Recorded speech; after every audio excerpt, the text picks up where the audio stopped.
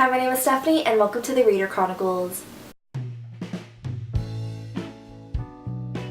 Hello everyone, today I'm going to show you all the books I read during the RYBSAT readathon. I read a lot of books during the week, I read a lot of books during the month and I'm really proud of myself. I'm really excited to see that the readathons are now over, and if anyone knows of any upcoming readathons, please let me know. So during the RYBSAT readathon I only read 5 books, and 4 of them were in a series that I bought while in middle school. These 4 are called the Flirt series and they're by Nicole Clark. I had a difficult time reading these, I'm not gonna lie. They're all so repetitive. This is pretty much what happened in every single book. Oh no, the editor of the magazine doesn't want me. Oh no, now I have challenges that I'm going to overcome. Oh no, she just gave me an assignment and I'm just going to do the exact opposite of what she asked. Oh no, that's not what she wanted me to do. Whatever am I going to do with my life? Oh my gosh, look, here's a boy that I can fall in love with instantly.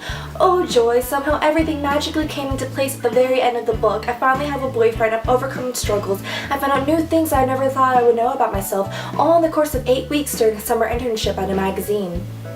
But no, seriously, that's pretty much what every book was about. I probably would have enjoyed it when I first bought it in middle school, but now that I'm older, it was completely ridiculous. I was so upset with every girl's decisions, and I'm just really happy that these are off my TBR list and I don't have to worry about reading them ever again. So after completing that series, I took a couple of days to unwind, do some things that I really had to do in my life, and then afterwards I picked up Burning by Elena K. Arnold. I definitely enjoyed this book more than the series, but I still had a lot of problems with the characters and the decisions that they made and the overall ending of the book. So basically this book has 2 point of views. You have Ben and Lala. Ben just graduated from high school in this small town called Gypsum, Nevada. This town is a mining town and it mines gypsum, which is pretty much used, I guess, in like the drywall or installation of houses. But due to the bad economy and the crashing of the housing market, a lot of houses are going into foreclosure and they don't really need the gypsum materials anymore. So because of that, the company that owns the mine is shutting it down.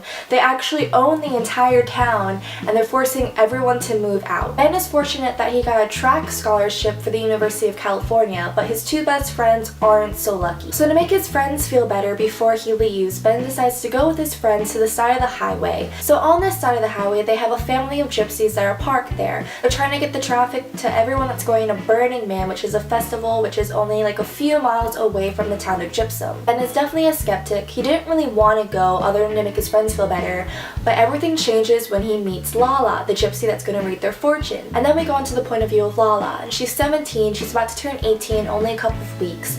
And in her gypsy culture, they're supposed to get married really young, and the brides are actually paid for, and her bride price is $15,000. So it also made me angry that they put a price on your head determining your value. But that's just for another time completely. She reads his fortune through these tarot cards, which kind of helps you determine what your future is going to be like. So it's time to read Ben's fortune. Ben is supposed to shuffle the deck of cards before Lala does the fortune telling, but he doesn't, he only taps it. Then this comes in later in the end. And so Lala continues to read the fortune. Ben and his friends are so amazed that she knows so much about him, and da-da-da-da-da, and the wind comes into the tent and all the cards are going everywhere, and the card that they both reach for, it's the lover card, and it was just so stupid. Not the gypsy part, because I was actually really interested in the culture and the whole tarot card readings and learning about that. That's probably what saved the book for me. It was the fact that it was because of this little fortune telling, it changed their whole lives completely, which pissed me off to no end. Because there's another thing, they're all supposed to leave in a matter of a few days. Not even like 5 days, it's like only a few days time. So all this transpires only a few days time. And I'm pretty much just going to spoil this book right now, which I've never wanted to do before. I hate giving out full descriptions of books because I don't want to ruin these books for you. But I honestly think that anyone who reads this book will be wasting their time if they feel as strongly about this as I do. So basically, in a few days' time, Lala completely ruins her life. She gets shunned from her family, da-na-na-na-na, like all this stupid stuff. Ben even decides that he might not even want to go to college anymore. And the whole freaking thing is that they don't even get together. So Lala just completely ruins her life, gets shunned from her family. She's left alone in this small town in a Burning Man festival, and she has no one, she has nothing, because she chooses not to stay with Ben, which is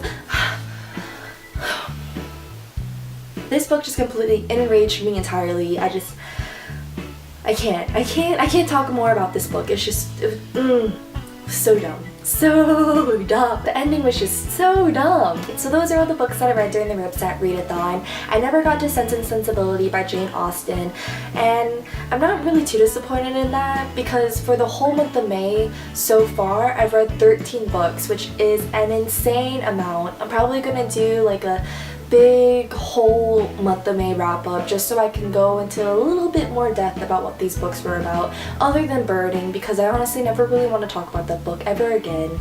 Maybe the Flirt series too, because I don't really like those books either. I don't know. We'll see. But anyways, on to the 1 or 2 books that I plan on reading over the next few days before May is over would be A Court of Thorns and Roses by Sarah J Maas, and I'm extremely excited to read this. This is my first Sarah J Maas book. Everyone's hyping like mad over this book and her other series, the Throne of Glass series, and I'm extremely excited to read it. I've only gotten a few pages in and it's not enough to judge the book, but I feel like I'm not going to be disappointed over reading this. I'm probably going to finish it in only a couple of days. So if I do finish A Court of Thorns and Roses before the month's over, I have a few books that I plan on picking up. I'm not going to read them like all the way through because they are either really chunky or I feel like they're not going to be one of those books that I could just sit down and read the entire time. Realistically, I know that I'm not going to finish another book before the month of May is over, but this is kind of just in case, you know, something to get started to get into the month of June. So the first book would definitely be A Game of Thrones by George R.R. Martin. I'm halfway through. It's a very chunky book, so I know that I'm definitely not going to finish this for a long time. The next couple books that I plan on reading on and off again would be Sense and Sensibility by Jane Austen. This was supposed to be the next book I was going to read after Burning, but now that the readathon's over, I'm not really pressured to read this right away, so I'm definitely going to take my time reading this as well. And the last book that I plan on dipping myself into would be The Martian by Andy Weir. I'm really excited to read this. This is actually not my book. I actually borrowed it from my husband's best friend. I was really excited. We all went over to his house. I didn't even know that he read, and I saw his bookcase, and this was the first book that caught my eye because I've been trying to get my hands on it for a while. I was like, oh my gosh, you read? Please let me borrow your book. I really want to read it. And he was like, go ahead, don't worry, da-da-da-da-da. And I was like, yes. So I'm definitely going to try to finish this as soon as possible so I can go on to the other books that he has on his bookshelf in the off chance that he'll let my crazy self borrow more books of his. So those are all the books that I read during the RYBSAT readathon and all the books I plan on reading before May is over. I hope you guys enjoyed, and please stay tuned for new videos I'll be filming and getting out to you guys soon. I hope you guys have a good morning, a good afternoon, a good evening, a good night, just have a good time, and I'll see you guys later.